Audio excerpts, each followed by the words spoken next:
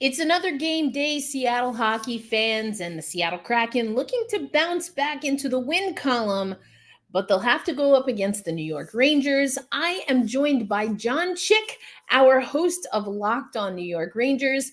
It's a game day and a Squadcast episode coming up on Locked On Kraken.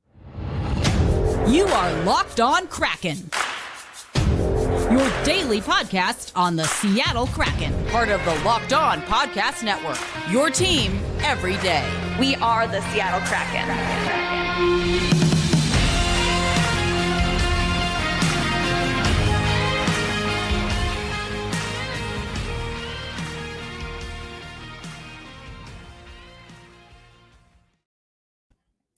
Hey, what do you say, Seattle hockey fans? Welcome to another episode of Locked On Kraken, part of the Locked On Podcast Network, where we bring you your favorite team every single day. My name is Erica Ayala. I'm your host of Locked On Kraken, and we'll be at the Garden later tonight, so make sure you're following me on social media. You can follow at Black Rosie Media, whereas that's where I'm most active these days, but you can also follow Locked On Kraken.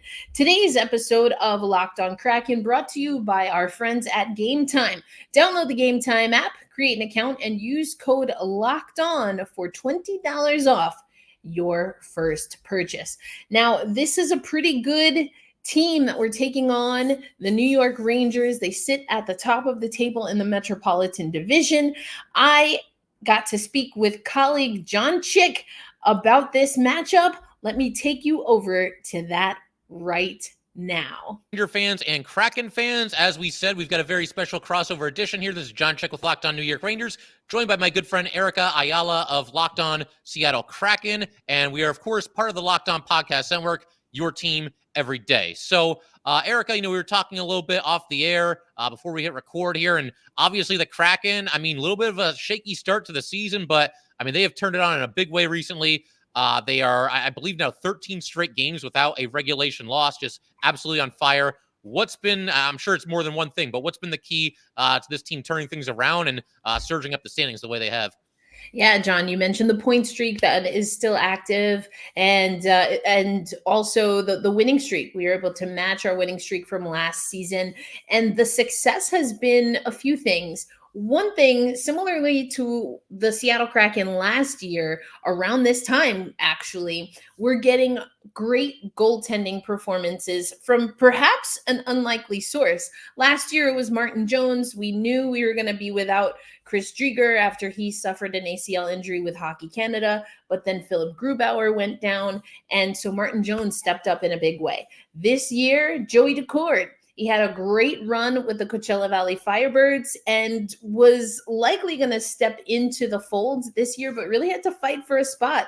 But he has fought for that spot. Unfortunately, we're seeing another Philip Grubauer injury, and he's really shown in net for us. But I think the other thing that's even different from last year, where we were really focusing on forechecking and the offense, is that our head coach, Dave Haxtell, has mentioned multiple times over that this particular roster really had to buy into defensive schemes and having a defensive mind first. And I think we've also seen that that's opened up scoring for some of our blue liners, our defensemen as well. Yeah, for sure. It's been quite the turnaround and one of the hottest teams in the NHL right now. And, it's interesting to hear you talk about the defense because I think with the Rangers, it's kind of a similar thing under Peter Laviolette. He's kind of struck this right balance, I think. And I know, they had the recent 4-game losing streak, but for the most part, it's been a good season. He struck this right balance between focusing on defense, but also kind of letting the best players be the best players. You don't want to handcuff somebody like Artemi Panarin or, Mika Zibanejad, guys like that. So it's just kind of been interesting to see the Rangers, kind of focus on defense, but then still be able to put up, enough goals to win these games as well. And another question I have for you about the Kraken is, they kind of, obviously they stumbled a little bit at the start of this season. And last year, they had a great season. I believe they won a playoff series last year as well, if I'm remembering that correctly. So, yeah. So we got to the second round. In my mind, we won 2. I'm still working on that. They went to game 7 in round 2 there, did they not? Yes. I do think I remember watching that. So yeah, We so did 2 game 7s. There you go. yeah, absolutely. So a lot of excitement there. But, it kind of reminds me of the Rangers because 2 years ago, they kind of came from out of nowhere. They're this upstart team. Nobody thought they were going anywhere, and they make it to the conference final. And then last year, really kind of stumbled out of the starting blocks. Was anything like that going on with the Kraken where maybe they're kind of dealing with success? I mean, a couple of people were even picking them maybe as a dark horse to maybe even make it to the finals this year. So high expectations, like maybe a little more pressure. I mean, did you see anything like that going on with the Kraken this season at the start? Yeah, you said that word, expectations, and there were a lot more expectations coming into this season. I spent the training camp and preseason with Seattle and effectively the Coachella Valley Firebird staff, and on both sides, because of the deep run for especially Coachella Valley and some of those young guys maybe coming up, including I already mentioned Joey Decord. We're going to see Riker Evans in action, the Seattle Kraken this week. So I think the expectations were definitely coming from the outside and into the team. I think the team was doing its best to curb their expectations comparative to last season and give this roster a chance to figure out its own way. And I think that was a little bit of the difficulty that we saw early on. The last time we did see the Seattle Kraken, as I mentioned, was in a game 7. I keep thinking that we won that because it would have been nice, but no, we lost to Dallas in the second round. But you saw that gritty, grinding team. I think what we also saw is fatigue set in with that team. And for me, it was a little bit, a little bit of deja vu or wondering if fitness and fatigue was a little bit of an issue early on. But I think now that we've settled in a little bit, I think, of course, when you're coming back and you're getting guys within the fold, that's always going to be something that takes time. And although we didn't necessarily have a big splash in the off season through free agency or trades or anything like that, we still had a significant amount of change. I mentioned Martin Jones. He did not come back to the Seattle Kraken. Our fourth line completely depleted and decimated. And while some might say, oh, it's just the fourth liners, that doesn't matter. Well, it has always mattered for the Seattle Kraken. We've always been a team where not only is our fourth line contributing and not just as kind of grinders who are there to kind of just keep the ship afloat and maybe even if they can wear down other lines, we've relied on our fourth line. And so, it took a little bit of time for this roster to gel. And then when they finally did gel, then we got hit with injuries. Andre Burakovsky, as of today, right now, this would be because he did not dress for the game on Monday against Pittsburgh. This would be his third absence due to injury. Matty Beniers also did not dress against Pittsburgh. Vince Dunn did not dress against Pittsburgh. The latter Dunn, I'm thinking more just because we're going to be on a back-to-back for this game against the Rangers. But we've dealt with injury. Jaden Schwartz just coming back to the roster. Brandon Tanev been out already twice. I mentioned Philip Grubauer. He's missed time twice. So, the inconsistencies have really more so been with the lineup due to injury. And so that unfortunately takes more time than you ever want to spend building up that chemistry. But now they've been able to do that. And again, everyone's buying into the defensive system. And I hear what you're saying, Jon, and I think it's a good place for a team like the Rangers to be in, where you want your aces to play their game, right? The Seattle Kraken, we're still very new. And again, we don't necessarily have a blockbuster and a super mega star on our lineup. So we really have to work by committee, and the commitment and recommitting to that with some new guys, with some veteran guys like Brian Dumoulin. We brought in Pierre-Edouard Bellemare, especially to help boon what we have at the faceoff dot. So that just took a little time. That's what we've been seeing for the Kraken, I think. Yeah, for sure. It's interesting hearing you talk about, the depth and specifically the fourth line, because that's one area where the Rangers are struggling a little bit right now is specifically, I would say, scoring depth. They have some good defensive forwards in their bottom six, but there's just not a whole lot of offense coming from that group of players. But yeah, I think that's another reason. It goes back to what we were talking about with the Kraken and them being kind of a popular pick in the preseason. Is because, you get to the playoffs and you can't hide your players. This is hockey. Everybody plays. Everybody's out there. Obviously the stars are getting more ice time, but you need everybody pulling in the right direction, making contributions. And when you have a big time fourth line, I think back to 2014 when the Rangers went to the Cup Finals. Their fourth line was awesome that year, really made a difference. And sounds like, for the Kraken, that was a strength for them last year. And I guess they're still kind of figuring it out this year with the fourth line, is what it sounds like.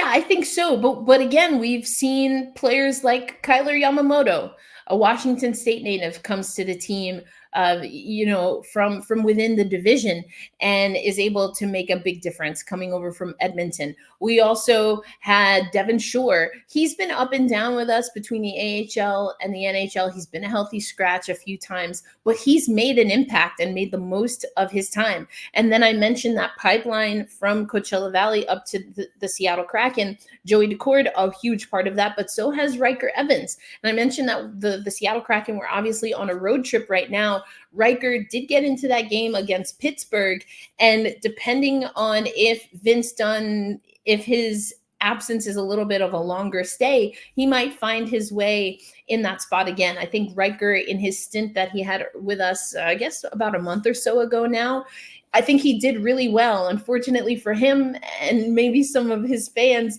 he got sent back to Coachella Valley right before the Winter Classic, which of course the Seattle Kraken hosted and then won over Vegas. But that's a good, promising player right there. Not talking necessarily about fourth line forward depth, but just talking about the depth and the youth overall. I think the Kraken, whether you're a player like Riker Evans making a rookie debut, I mentioned Kyler Yamamoto on the younger side, or even a Brian Dumoulin, you'll hear these players say that the opportunity that they have, or the potential opportunity to really fit into a roster with the Seattle Kraken, is something that they're looking forward to do. Because again, it can be a hindrance that we don't have the history of the Rangers, right? And the superstars, megastars, knowing who we can rely on. But the upside of that is that all players, at least in theory, are given, as Ron Francis often says, every opportunity to make a lineup.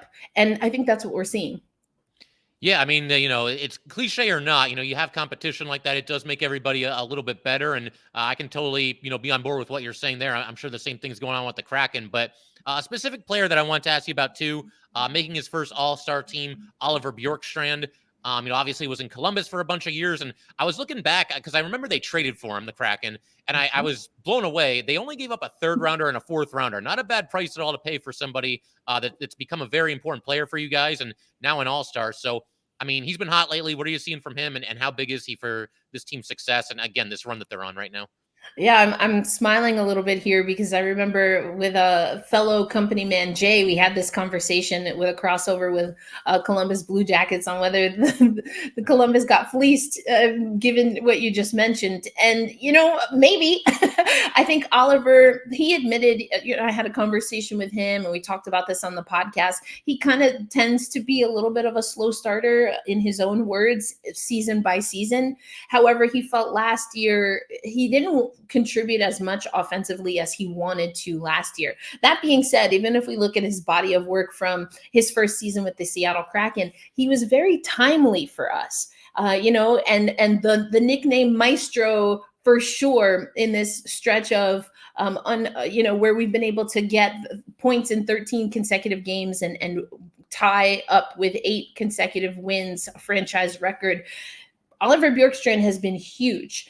He is not necessarily a guy that you think is with his size. He's unassuming in his size, but the way he sees the ice, the way he's able to maneuver in space is really clutch. And so that's great on that third line, effectively our third line, which is, I say on Locked on Kraken all the time, I think our most consistent and certainly my favorite line to watch, just because you've got Bjorkstrand playing with Eli Tolvanen, another huge find for the Seattle Kraken. Yeah. We got him for free on waivers. Yeah. And then, of course, Yanni Gourde. You've got the pepper pot, as we call him. Yanni Gourde just plays, one way, one speed all the time. And then you've got 2 really skilled shooters on the wings with Yanni Gourde. And I think you're seeing that Oliver Bjorkstrand fitting in with those guys has definitely made a difference, but also he continues to be a player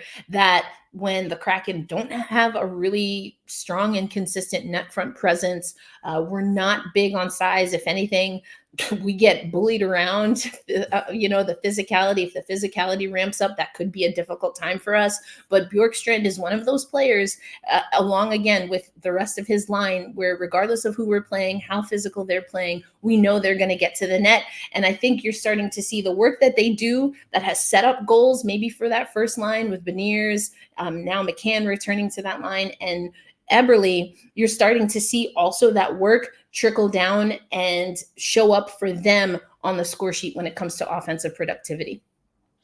Absolutely. And so in just a second, we're going to go ahead, continue breaking down this matchup between the Rangers and Kraken, talk about everything going on with both teams. I'm sure Erica's got a couple of questions she'd like to ask me about the Rangers. Obviously, these two teams don't see each other all that often and on different sides of the country. So we're getting into that in just a second. Today's episode of Locked On Kraken is brought to you by our friends at Game Time. Now, I travel a lot. I'm on the road right now. Now, New York is a familiar city to me, but even in a familiar city like New York, or when I'm in Seattle, you want to be able to find the best deals on your downtime. And so when I'm not covering sports, yes, sometimes I go to sports events. I like to go to concerts. I like to go to theater performances, all kinds of things. But what I don't like is not finding the best price. And you shouldn't have to worry when you're looking to buy tickets for your next big event. With killer last minute deals, all-in prices, and the view from your seat, there is also a best price guarantee. All that you can find at Game Time. You've got the flash deals, the zone deals, and the Game Time guarantee goes as such. You find a ticket at an event, same section, same row. If you find it at a better price than what's listed on Game Time, you get 110% of your money back. Game Time also has hot deals, and you can find ticket deals right up to the start of an event, or even sometimes after an hour after it starts.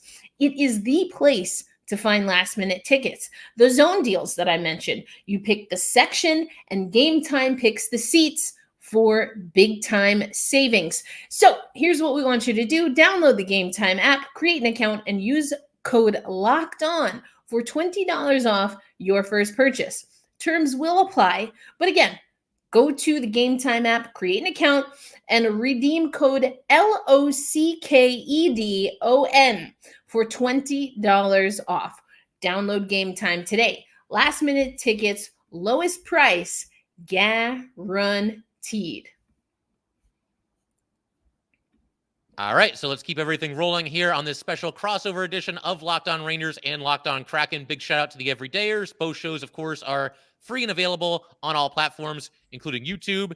And so, Erica, I'll let you take the wheel here as far as like any questions you want to ask me about the Rangers and going into this matchup here.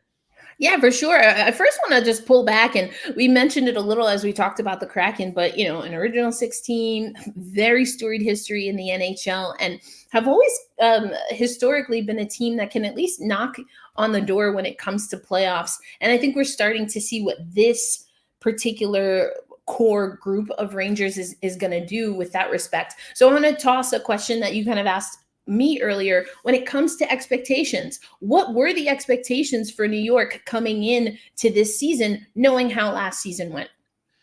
Yeah, it's interesting because I feel like you were either in one camp or the other. It was either the sky is falling and what a disaster. and that's that series against the Devils, let's be honest, that was a disaster. Up 2-0, completely dominate both games on the road. You look like you're in the driver's seat. Next thing you know, it gets away from you. You lose in 7 games. It was a disaster. But I think a lot of people, and not just Ranger fans, maybe general hockey fans, kind of jumped on that and said, like, well, that's who this team is now. And I didn't see it that way. It was obviously a nightmare of an ending to a season, but it's also a team that last year, I think they had like the 5th or 6th best record in the entire NHL. And they did that despite going through a really rough stretch in around November the previous season. So coming into this season, I thought they would have a pretty good team. Obviously, they didn't have a whole lot of money when it comes to free agent spending, but I thought with the little that they had, I thought Chris Drury overall did a mostly good job. Jonathan Quick, he's done a tremendous job as the backup goalie to Igor. Nick Bonino, Ranger fans get on him from time to time, but they brought him in to win faceoffs and kill penalties, and he does that. He does a decent job with that. Blake Wheeler, slow start, started to get it going a little bit. He's fallen off a little bit. Eric Gustafson has mostly been a nice pickup as a defenseman, and you bring that all into this core that you have. The star players that are already there, and of course the young players are continuing to come along. Alexis Lafreniere having his best season, so the expectations were high, and I think once you get to a point where 2 years ago Rangers making it to the conference final, okay, well now the bar is really high, and every season for the foreseeable future, it's basically going to be Stanley Cup or bust. And I think that's kind of the mindset that a lot of Ranger fans have right now, and as this season continues here. Yeah, it's a totally different pressure, but I think the hype in some ways is parallel, or runs parallel, or runs similar. Okay, like this is what we did last year, so now immediately the question becomes, how do you replicate that? But I think what I'm hearing from you, Jon, is that there were enough personnel changes that the identity of the team is not completely different, which I would argue is a good thing, but it does look different on the day-to-day. That being said, I think that the Rangers, you mentioned that there was a little bit of a skid recently, but overall, where you're sitting right now, I would get the sense that you'd be pretty happy with that. But I think also from the outside, I mean, it's a little bit weird because I'm a New Yorker, so of course I keep kind of finger on the pulse of what the Rangers, even the Devils and the Islanders are doing, just because I've grown up hearing those names and those franchises. But I think from the outside looking in, probably focus a lot on goaltending as far as when people think of the Rangers, and you already mentioned him, you think of Igor, and he's going to be an all-star again. You just see what he's able to do, some of the numbers that he's putting up, even when he plays against Pacific Division opponents. I mean, he's very noticeable in what he's able to do for the Rangers, which leads me to a question that sometimes we get when it comes to the Kraken. Is it too much reliance on goaltending? Is it maybe not enough of a goaltending pipeline? I mean, you mentioned Jonathan Quick coming in. I mean, where do you sit with the team when it comes to the goaltending situation? Yeah, I mean, that's kind of been a thing with the Rangers on and off, I would say, all the way back to when Henrik Lundqvist was here, and he spent, 15 years or whatever it was with the Rangers. You can kind of fall into this trap as a player on the Rangers when you've got an elite goalie behind you of like, well, he'll get our back, he'll bail us out, we don't have to be sharp. I think they've gotten a little bit better in that respect this season. The defense has been a little bit leaky recently. There have been times recently where they've been struggling to defend against the rush, which is kind of surprising. They do have good defense, and you'd think they do a little bit better with that. But, there are times where I think they kind of just, especially 2 years ago, that was just ridiculous. It was basically the Igor Shesterkin show every single night. I do think they've gotten better with that. But Igor, he's had his ups and downs this year too. Got off to, a solid start. Obviously, the team was off to a fantastic start, and then had the injury, had to miss some time. Jonathan Quick really held it down while Igor was out. And, since Igor's been back, he's had, a good stretch, a not so good stretch. He had a stretch not too long ago where he won 5 straight games, and in those 5 games only gave up a total of 8 goals. And against some good teams too, teams like Boston and Toronto. So that was awesome. But then he goes through a stretch right after that where 3 out of 4 games, he gives up 4 goals or more. So it's just kind of like what happened there. And now in this most recent game, he was excellent in this recent win against Washington. But I do think that, again, he's not at the same level that he was 2 years ago when he won his Vezina, but that was an absolutely historic season for a goalie. So I won't hold him to that every single season, but I do get the feeling Igor Shesterkin's best hockey this season is still in front of him. Hopefully it is. And again, the ups and downs have been there, but I'll still take my chances with Igor, big game against just about any goalie in this league. Yeah, for sure. And you mentioned it again, growing up in New York, you knew the pain of Rangers fans seeing the fantastic, it was like appointment viewing performances by Henrik Lundqvist, and then just couldn't quite get over the hump as a team to make a deep or the ultimate playoff run to the Stanley Cup final. So, all right, I want to switch gears a little bit because you also, you mentioned some of the young talent. We certainly get that. Matty Beniers, wins Rookie of the Year, and then similarly to the rest of the team has struggled. Now he might be a little banged up, but what can you tell us about some of the younger players? Especially, I'm thinking of again Lafreniere, even Keandre Miller. Even though he's I don't know if he's still considered on the younger side, maybe baby vet. He's getting up there, but what can you tell us about some of those younger players?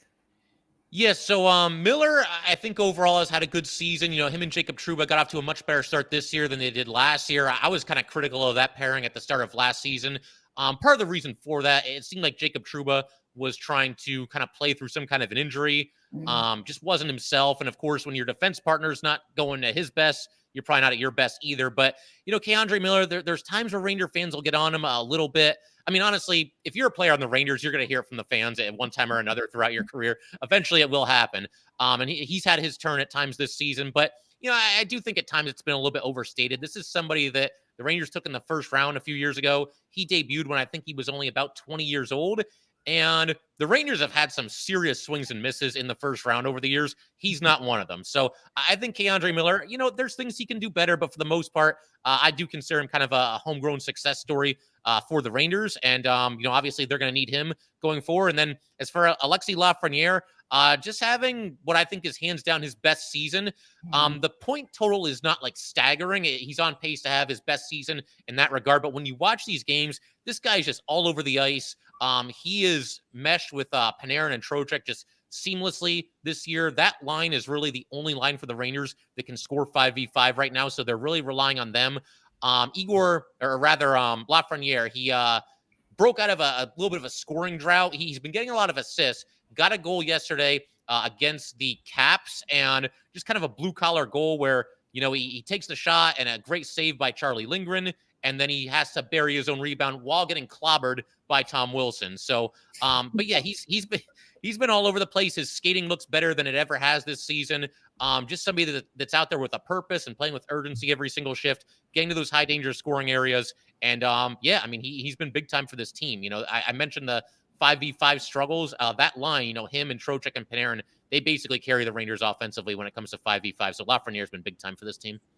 Yeah, that's great to hear, I'm sure, for Rangers fans. And again, I think having young talent alongside veterans just goes a long way for building stability for a franchise. But you mentioned special teams, and I definitely want to get into that as we look at the head-to-head between the Seattle Kraken and the New York Rangers coming up on Tuesday night at the Garden.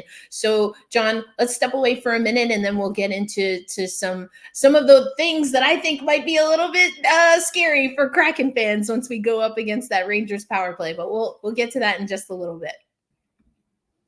Today's episode of Locked on Kraken and of course, our Squadcast episode with Locked on Rangers, also brought to you by Sleeper. It's basically the halfway point of the NHL season. And Seattle Kraken fans, we've seen the highs. We've seen an extension of the longest ever win streak in franchise history. But of course, we've also seen lows. It was a little bit of a grind to get there. And unfortunately, now the streak is over.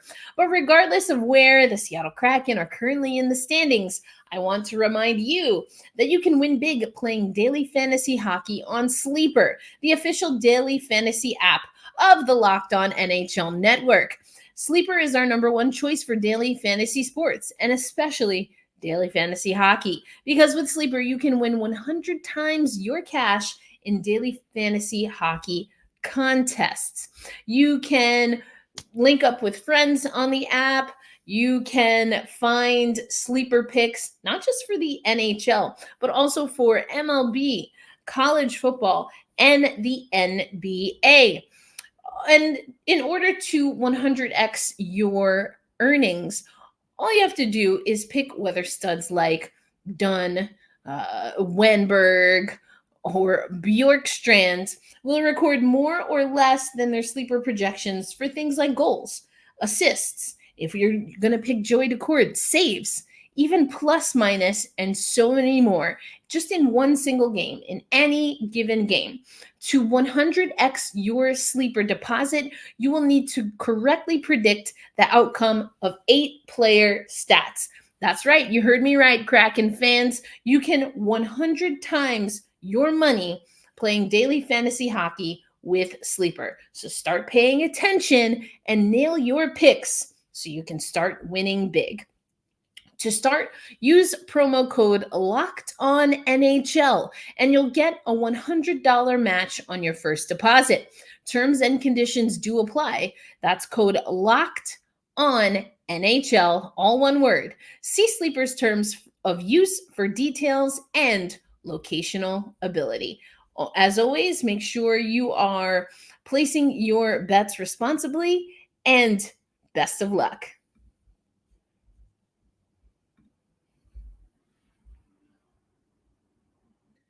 And, Jon, as I mentioned, I really want to get into the special teams battle. It's been an up and down for us as the Seattle Kraken. And so when I see we're going up against a really great power play in the Rangers, I just want to know, what is the secret? What is the secret to the Rangers power play from your perspective? What has made it so successful this year?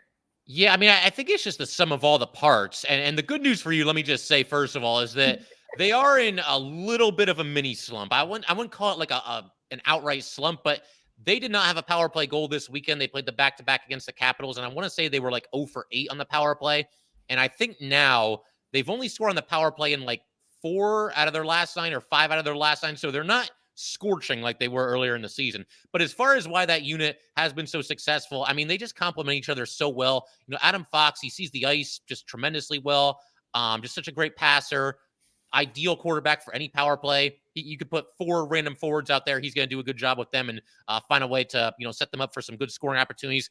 Panarin is in the MVP conversation, and he's shooting the puck more this season, which is something that I've been wanting to see from him for a long time. I mean, he's such a great passer, and he's so selfless. He wants to set up all his buddies for these tip-in goals, but he just has too good of a shot to let that go to waste, and he's shooting more. Then you've got Kreider as a net front presence, and this guy, I mean, if he's not the best at redirecting pucks in the league, then I'd like to know who is. I mean, he's certainly in the conversation there.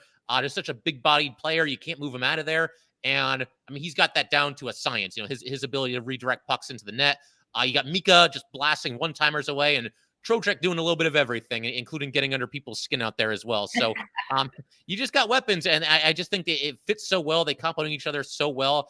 And this is the 3rd straight year that the Rangers have had a really good power play, but for the rest of my fandom, they really haven't had a good power play. So this is still kind of an adjustment period for me where I'm kind of getting used to, wow, this power play is good. Like they're not just good, they're elite. I think number 2 in the league right now. Yeah. So they've been great. But I mean, how about the Kraken? You mentioned that you're a little nervous going against this power play. How's their PK been doing? How have they been holding up recently? Yeah, well, I think the PK overall has been serviceable. We're top 15, but yeah, I mean the Rangers coming in at an 83.9% clip at the kill at the top of this week's. That's best for 7th, and then 28.2 on the power play, as you mentioned, 2nd overall in the league coming into this week that started with MLK Day. We're not quite there, and it's been a little bit of a grind. 22.1% right now on the power play. I think for us, you mentioned a net front presence, and I think when we're healthy, Jaden Schwartz, who just recently returned to the lineup, even at even strength, he's one of the guys that we rely on to be a net front presence. Yanni Gourde has filled in there, but particularly on special teams and the power play, I think you have to look at Alex Wenberg and what he's able to do. Just a master in redirecting. He himself has said he wishes that the league would keep those stats. So I think he would like where he's placed in the league when it comes to that. And so I think, again, with the inconsistencies that we've had regarding injury, it's been a little bit of a struggle. I also think that the Seattle Kraken, I think it came off as they were maybe a little bit pensive. They weren't as aggressive as they could have been early on the power play, maybe a little bit too much passing, looking for that perfect shot. And so we've seen them get burned a few times. I think that the Seattle Kraken now are starting to settle into their units a little bit more. Brandon Tanev has been fantastic for us on the PK when he's healthy, so we love that. And so I think overall, serviceable is what I would say. We've certainly seen worse over our, I guess 2 full seasons now going into 3, but it's an area that I want to see the Seattle Kraken continue to improve upon. And I think it might have been Jared McCann last year with regard to a team like the Rangers that's been around for a while. He was talking about the Penguins, who of course we played this week, but those units, those special teams units, they've had time to mature together, to learn each other's tendencies. We don't have that luxury just yet with the Seattle Kraken. So I try to be patient when it comes to special teams, Jon. Yes, patience is definitely a virtue in that area. That is for sure. I do also want to ask, we were talking a little bit about this off the air too, but trade deadline, we're not like super close, but it's going to be here before we know it. And obviously both these teams could be wheeling and dealing when that happens. I mean, we'll see. It's interesting too, because if we recorded this a month ago, we could be talking about the Kraken maybe selling, but now, I mean, they're on fire. They're right back in the playoff chase. They're right there as far as like fringe playoff teams and again, storming up the standings. So I would think, given where they are in the standings and how well they've played recently, maybe looking to add at the deadline. Is there any like certain position that you think they should target, or any even player that you have your eye on as far as somebody that could be a fit there? Yeah, to your point, I think it's a completely different conversation. I think for a long time, anyone who's listened to Locked On Kraken even once, they probably know that I love defense, and it's been a tough team to to cover sometimes for someone like myself who's just so committed on the defensive end, loves to see good defense and defensemen be able to hold their own within the defensive zone while also contributing offensively. I think Brian Dumoulin moved us in the right direction. It was a little bit of a rocky start. I wasn't as impressed as I thought I might be off the hop, but he's been a great addition to for us, for the Seattle Kraken, and I think has stabilized where he wants his game to be for the Kraken. But I still think we need to move a little bit more in the direction where we really have some good size, some even, good physical play that's coming from the blue line. And so that's personally what I would like to see. We really do have to figure out who's going to be our go-to scorer. I think we wanted that to be Andre Burakovsky, but unfortunately, he's been riddled with injuries with his very short time with the Seattle Kraken. Again, depending on how long he's going to be out after this last hiccup, I'm hoping it's just because we're on back-to-backs, but we'll see, So I think we really do need to find a scoring touch. I mean, there have been players, of course, that have been a part of the conversation, but we just saw, Nylander signed an extension with Toronto. I'm not sure that would have been the right fit for the Kraken, more so because of the price tag. I don't think we're necessarily playing with that money anymore.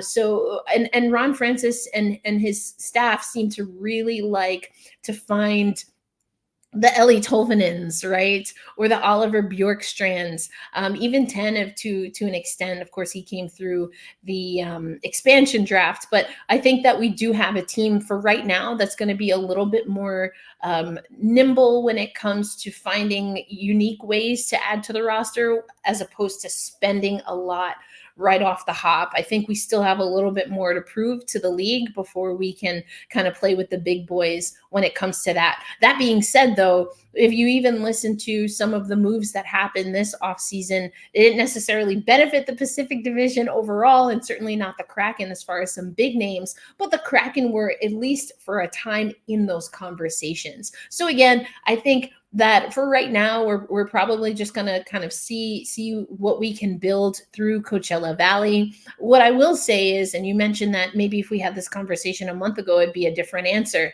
I do wonder, though, if going back to my point about wanting to be a little bit more dynamic defensively, we've seen that Justin Schultz, when Riker Evans had his run, Schultz was the healthy scratch. He then comes back into the lineup and gets a game-winning goal to get us on trajectory to have our winning streak that we're on right now. So I think he's making that competition a little bit harder, making it hard maybe for the Seattle Kraken to part ways, or even if they do, his stock will go up, which means that, that'll be a good position for him. And we'll see maybe if it's something where the Kraken want to make the most of that, where if I had to guess, I think it'd probably be a player like a Justin Schultz, that if we wanted to move someone at the deadline. But then again, it's what are we getting? Is it more of someone that we are looking to develop? Is it someone who we think is ready-made for the system, or even can help really boon the system? So I think right now I have more questions than answers, but last month I was definitely like ready to make some moves, and as you said, just be an active and willing participant. Hey, I mean, you go 13 straight games without losing in regulation. That changes the conversation a little bit for sure. And obviously, the Kraken right back in the mix now. And as for the Rangers, I think they're kind of at the point now where they're probably looking at one of two positions coming into the season. I would have definitely said right wing. It's either right wing or center. Right wing. The fact that Alexis Lafreniere has moved over to the right side and done very well with it, that alleviates that a little bit. But they've had so many players come and go when it comes to their two right wing top six spots. And again, Lafreniere is filling one of those spots right now. But we've seen in recent years, they get Kane, they get Tarasenko. The year before that, it was Andrew Kopp, Frank Vetrano. There's been a lot of guys kind of coming and going in that spot, and they've tried a lot of different combinations. I could see them maybe doing the same thing where they go out and try to get a right winger.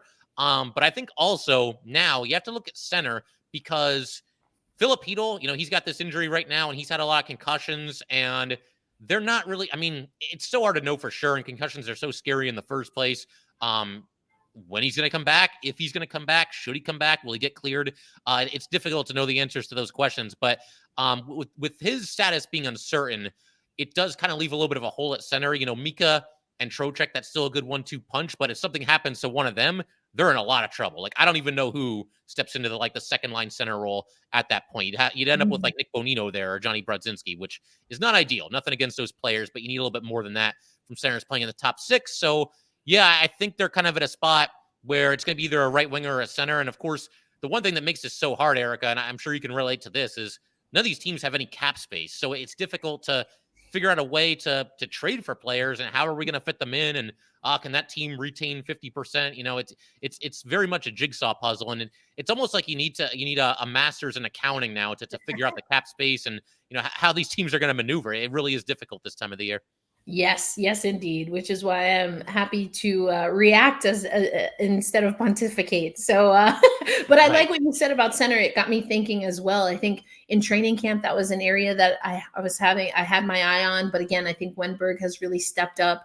But when it comes to our bottom six, I think we've seen some players, even we've asked McCann at times to step in at center. And again, it's just a matter of what we want to do. I think for a team like the Kraken, we like the utility kind of Swiss Army knife, and we kind of need that at the same time as we start inching towards and really solidifying identity. I think you do need those aces in places. So it'll be interesting to see at the center position also what the Seattle Kraken decide to do. Absolutely. And I figure we can pretty much wrap up here today. Do you want to throw out any predictions for this game? Obviously, highly anticipated matchup between these two teams.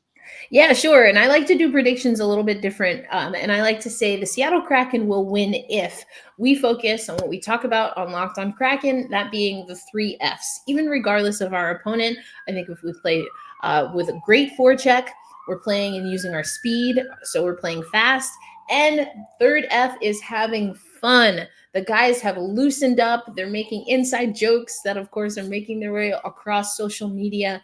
And that has been the difference. That has really loosened up the team so that they can just go off of what their skill and their memory has taught them, not overthink the game. So the Seattle Kraken will win against the Rangers tonight if they focus on the 3 Fs. That being said, I've been saying this for about a week now, John. This is going to be a good test for a Kraken team that is on a winning streak, at least coming into the week. And they tend to play at the pace of their opponent. I don't want to see them do that against the Rangers. They're really going to have to take it to the Rangers and start to dominate at pockets in the game if they want to win.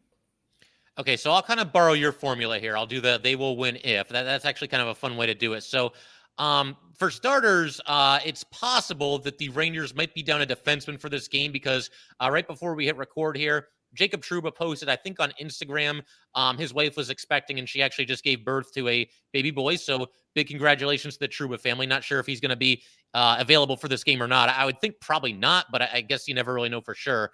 But I'll say, the Rangers will win this game if, and it's kind of surprising to say this because you think of the Kraken as kind of like this grinded out team, but I'm just looking at how they've played recently and the amount of goals that they're piling on some of these teams.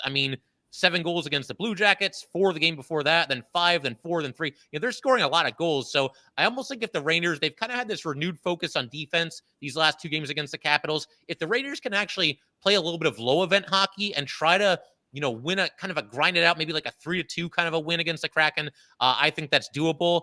But if they get away from playing good, smart defensive hockey, especially if they don't have Trouba out there, then they could be in some trouble against a Kraken team that, as I just said, has been scoring a lot of goals recently. And I want to thank you, as always, for making Locked On Kraken a part of your daily destination. I know a lot of you really enjoy the Squadcast model, especially having me as a solo host. or any solo host. I enjoy talking with some of the other hosts that we have out there. If you're not already, make sure you're following Locked On New York Rangers. You might want to hear what Jon has to say after the game. And make sure you are following Locked On NHL. You can also find Locked On NHL as part of our 24/7 YouTube streaming channel. That's right. You can find Locked On Sports Today, a 24/7 running channel on YouTube, which of course includes expert analysis from hosts like myself and the Locked On NHL show. That's right. We have a show dedicated to the National Hockey League. It's interchanging hosts, myself included.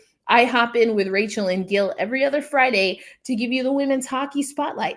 We just talked about U18s. Of course, we talked about the PWHL, and we will do so again, not this coming Friday, but next week Friday, where I will be talking about the Beanpot, the Hall of Fame, the first ever Beanpot held at TD Garden. It's well overdue, but I'm glad the women got to have their championship on NHL ice as well. If you are watching tonight's game, make sure you check out the Sirius SXM app. You can listen to the road or away broadcast there. And of course, you can find your favorite Locked On show on the Sirius SXM app. So after you listen to Locked On Kraken, go check out one of our other shows like Locked On Mariners or Locked On Seahawks, or even the Locked On Women's Basketball show, where you can catch up with the Seattle Storm. That's all for this Squadcast episode. I hope you learned a little bit of something about the Rangers, our opponent for tonight. I'm hoping we can bounce back into the win column, but as I said with Jon, it's going to take returning to the 3 Fs. If you listened to Monday's episode where I talked post-game, you heard why maybe it was a little bit of a departure. And as I alluded to with Jon, the injuries surely did not help. We even lost Larson in the middle of that game. So I will have reports as I'm able. I'm not sure that the guys are going to hit the ice tomorrow until closer to game time, because it is a back-to-back on an already long road trip. But if they do, I'm in the Garden. I'm back home in New York, and I will be ready to cover the Seattle Kraken. Be kind to yourselves. Please be kind to one another. And tomorrow we say loud and proud, hold fast, stay true, defend the deep, including the deep waters from outside of Seattle. And of course, let's go Kraken. I'll catch you on the next episode. Peace.